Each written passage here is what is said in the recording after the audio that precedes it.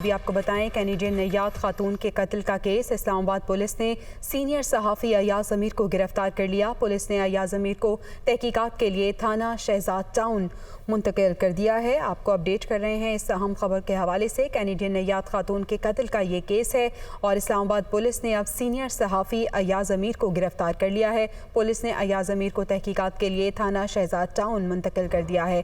इसी पे बात करेंगे, कमरुल मुनव्वर हमारे साथ मौजूद है। कमर, बताएगा। जी बिल्कुल, आज एक नई दफा जो है उसका इजाफा किया गया था और गुज़श्ता रोज जो पुलिस की मुद्दत में एक FIR दर्ज की गई थी जिसमें 302 की दफा जो थी वो शामिल थी। और उसके बाद अब आज क्योंकि जो मकतूला हैं इनके एक चचा जो थे वो सामने आए थे और उनकी जानिब से दरख्वास्त दी गई और उसमें उन्होंने 109 जो अयानत करने के दफा है उसका इजाफा करवाया और उसके बाद अयाज अमीर को जो है वो उसमें गिरफ्तार करने के हवाले से बाकायदा मजिस्ट्रेट से जो है वारंट्स लिए गए और आज उनकी गिरफ्तारी हुई है, अमल में लाई गई है। गुज़श्ता रोज जब ये वाकया पेश आया था तो उसके बाद मौका से ही मुलजिम को गिरफ्तार कर लिया गया था और उसका कन्फेशन जो था वो भी सामने आया था, जिसके बाद पुलिस की मुद्दत में ये FIR दर्ज की गई थी। लेकिन गुज़श्ता रोज तक ना तो इसमें सीनियर सहाफ़ी अयाज अमीर ना ठीक है, बहुत शुक्रिया कमरुल मुनव्वर अपडेट करने के लिए। अभी आपको बताएं कि इसहाक डार वतन वापसी के लिए मुकम्मल तैयार हैं। वज़ीर आज़म शहबाज शरीफ और नवाज शरीफ की लंदन में अहम बैठक हुई। इसहाक डार को वज़ीर ख़जाना बनाने का फैसला किया गया।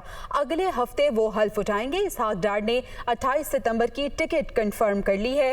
मुस्लिम लीग नून का एक और इजलास आज लंदन में होगा। वज़ीर आज़म शहबाज शरीफ और नवाज शरीफ पार्टी रहनुमाओं से मुशावरत भी करेंगे। तो इसहाक डार वतन वापस आ रहे हैं। उन्होंने तमाम तर तैयारी मुकम्मल कर ली है। वज़ीर आज़म शहबाज शरीफ और नवाज शरीफ की लंदन में अहम बैठक हुई है जिसमें यह अहम फैसला किया गया है। इसके साथ साथ एक और फैसला हुआ कि इसहाक डार को वजीर खजाना बनाया जाएगा। अगले ही हफ्ते वो हल्फ भी उठा लेंगे, जबकि इसहाक डार ने 28 सितंबर की टिकट कंफर्म करवा ली है। मुस्लिम लीग नून का एक और इजलास आज लंदन में होने जा रहा है। वजीर आजम शहबाज शरीफ और नवाज शरीफ पार्टी रहनुमाओं से मुशावरत भी करेंगे और मजीद अहम फैसले भी मुतवक्के हैं। तो इसहाक डार वतन वापस आने के लिए तैयार हैं।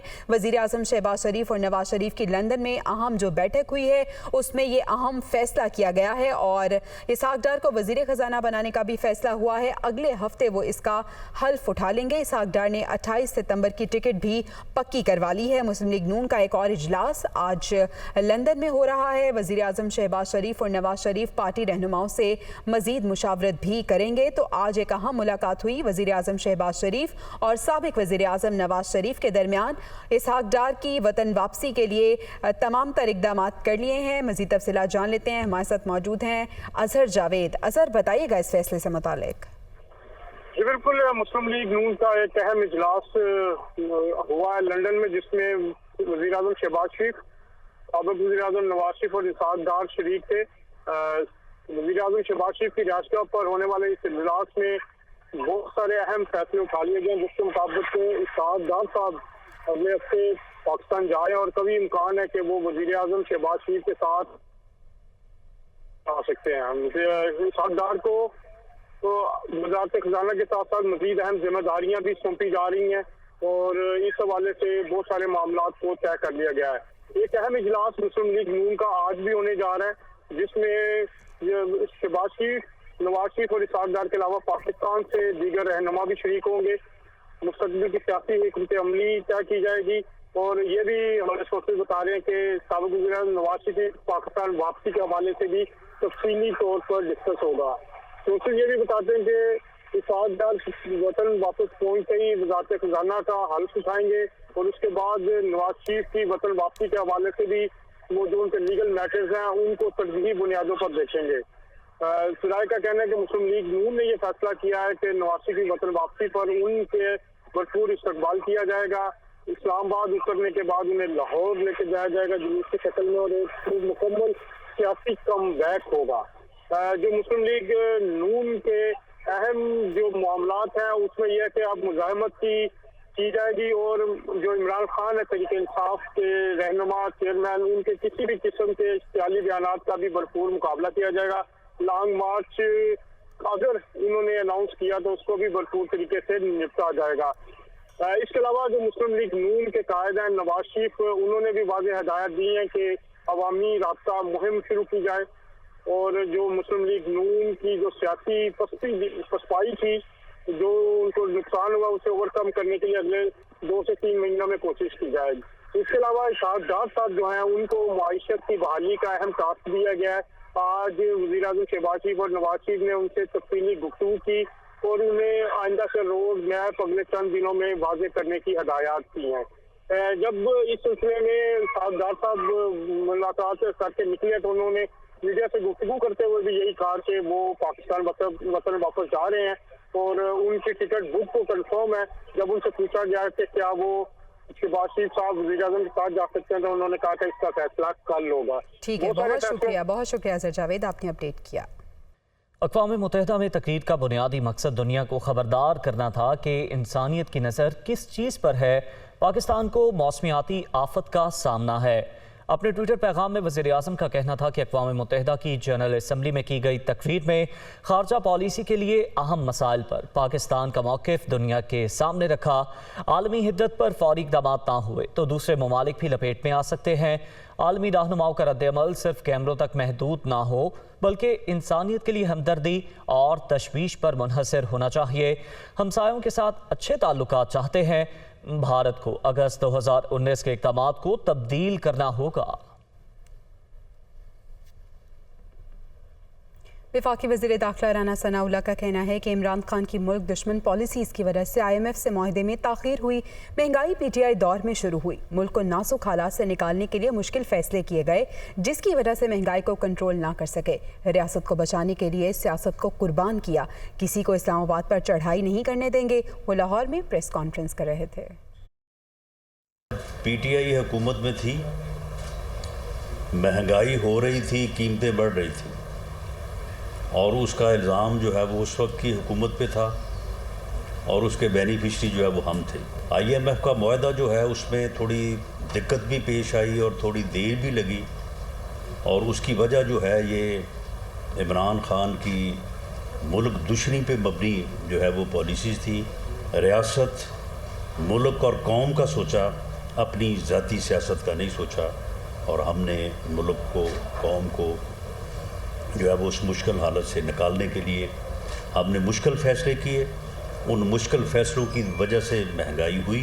मुसल्लह जत्थे को लेके चढ़ाई करेगा तो उसे रोकने के लिए हमें लाज़िम बात है कि हमें जो हमारे पास लॉ इन्फोर्सिंग एजेंसीज़ हैं उनको जो है वो बरूए कार लाना पड़ेगा।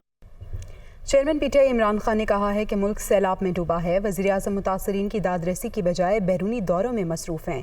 शहबाज शरीफ रूसी सदर के सामने स्कूल के बच्चे की तरह बैठे थे। हुक्मरान इम्पोर्टेड हों तो मुल्क को ऐसे ही शर्मिंदगी उठाना पड़ती है। वो रहीम यार खान में जलसे से खिताब कर रहे थे। अज़ाब आया हुआ है, अल्लाह का इम्तिहान पाकिस्तान पे आया हुआ है। लेकिन मुझे अफसोस हुआ कि हमारा क्राइम मिनिस्टर और बिलावल भुट्टो दोनों अमेरिका गए हुए हैं। एक तरफ शहबाज शरीफ भीख मांगने जा रहा है और दूसरी तरफ जिनसे भीख मांग रहे हैं उनको शो मारने के लिए सबसे महंगे होटलों में ठहरे हुए हैं। अगर हमारी कौम खड़ी ना हुई और इसी तरह के चोर हमारे ऊपर मुसल्लत रहे, ये याद रखो इस मुल्क का कोई मुस्तकबिल नहीं है। FIA के केस में शहबाज शरीफ और इसके बेटे को सजा होने वाली थी 16 अरब रुपए की। इनके केसेस रोके गए और बाहर से साजिश के तहत हमारे ऊपर इसको मुसल्लत किया गया। एक तरफ सिंध में सैलाब आया हुआ है, एक तरफ हम कह रहे हैं कि हमारे पास पैसे नहीं हैं और दूसरी तरफ ये जो कैबिनेट आई है और ये जो इंपोर्टेड हुकूमत आई है, इन्होंने नैब का कानून बदल के इस कौम का 1100 अरब रुपया माफ करवाया है। PTI रहनुमा सद उमर का कहना है कि पाकिस्तान की मईशत तबाही के दहाने तक पहुंच चुकी है। इंपोर्टेड हुकूमत मौशी मसाइल हल नहीं कर सकती। उन्होंने कहा कि महंगाई ख़त्म करने का दावा करने वालों ने महंगाई में इजाफा कर दिया। बहुत हो गया, अब आवाम के सब्र का पैमाना लबरेज हो गया है। वो कराची में मीडिया से गुफ्तगू कर रहे थे। पाकिस्तान की मईशत बिल्कुल तबाही के धाने पर आकर खड़ी हो गई है। ये वाज़े नज़र आ रहा है कि इस हुकूमत के बस की बात नहीं है इन मसाइल को संभालना। पिछले 6 माह के अंदर इन्होंने जो फैसले किए और उससे जो पाकिस्तान के अंदर महंगाई का तूफ़ान आया, वो आज तक पाकिस्तान की तारीख़ में कभी नहीं देखा गया। ये लोग, और सबसे मज़ाक़-ए-ख़ेज़ बात कि ये आए क्यों थे, ये कहते थे हम महंगाई ख़त्म करने के लिए आए हैं, और जो ज़रूरी अशिया की अफरात ज़रब इनको 16% पर मिली थी, जो ज़्यादा थी, और पूरी कोशिश की जा रही थी कि उसको कम किया जाए, उस 16% को बढ़ाकर ये 45% पर लेके पहुंच गए हैं। तो पहले ही सबसे ज़्यादा पाकिस्तान की तारीख की महंगाई और उसके साथ अब बहुत ही ख़तरनाक बेरोज़गारी सामने नज़र आ रही है। ये अब पाकिस्तान के अवाम की मर्ज़ी है कि क्या हम देखते रहेंगे कि ये इसी तरीके से पाकिस्तान हमारे सामने डूबता चला जाए। बहुत हो गया, अब पाकिस्तान के अवाम के सब्र का पैमाना लबरेज होने वाला है, और ये नहीं हो सकता कि एक तरफ आपके सैकड़ों अरबों रुपए के केस माफ़ होते जाएं और दूसरी तरफ पाकिस्तान की मईशत जो है वो दलदल में धंसती चली जाए। Chief justice of Pakistan Umar Ata Bandial का कहना है, अदालत ऐसा पाकिस्तान बनाने में अपना किरदार अदा करने के लिए तैयार है जिसमें सबके लिए यकसा मौक़े दस्तयाब हों। तमाम इदारों और अफराद को आइन का एहतराम करना चाहिए। वो इस्लामाबाद में इंटरनेशनल जुडिशल कॉन्फ्रेंस के इख्तितामी सेशन से खिताब कर रहे थे। The court is committed to play its part in helping to build Pakistan which is equal for all. However, the vision outlined above can only be accomplished, and I say so with respect, if all the institutions and the people have regard for the Constitution. The proposals of the esteemed panelists on the way forward for the justice sector have instilled in me a renewed faith that with the right people and the right energy, Pakistan can soon become a nation endowed with prosperity and progress, inshallah. Sindh में सैलाब की तबाहकारियां जारी हैं। सूबे में जंबाहक अफराद की तादाद 745 हो गई। PGMA के मुताबिक जंबाहक होने वालों में 319 बच्चे, 290 मर्द और 136 खवातीन शामिल हैं। सबसे ज़्यादा 92 हलाकतें खैरपुर में हुई। सूबे में सैलाब से 3,55,000 से ज़ायद मवेशी हलाक हो चुके। 7,39,000 मकानात तबाह, जबकि 10,76,000 को जुज़वी नुकसान पहुँचा। 37,73,000 एकड़ ज़रई अराज़ी मुतासर हुई। सिंध में सैलाब से 1,17,00,000 अफराद बेघर हो गए। 72,52,290 अफराद नकल मकानी पर मजबूर हुए।